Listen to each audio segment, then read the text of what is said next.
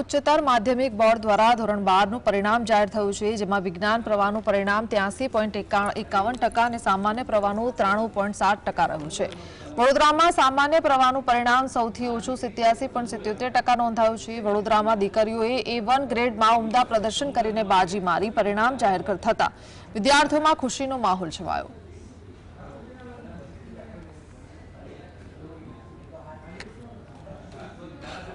हाँ, A1 में तमे जोवा जाओ तो दीकरीओ बाजी मारी गई है, छोकरीओ तो ये पण एक पॉजिटिव साइन है कि छोकरीओं जेटलुं सारूं परिणाम A1 में आवतुं होय तो माता पिता अने दीकरीओ एनी मेहनत ने क्यांक देखाय छे।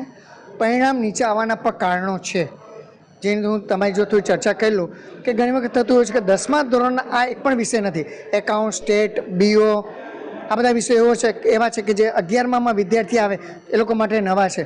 तो एक मनोस्थिति एवी है विद्यार्थीओनी कि कॉमर्सना बधा विषयों पर विद्यार्थी पोतानी बहु ज मेहनत करता होय छे, पण एक लैंग्वेज अने कॉम्प्यूटर आवा विषयों में एवुं कि छेल्ला दिवसों में तैयारी कर लेशुं तो चालशे।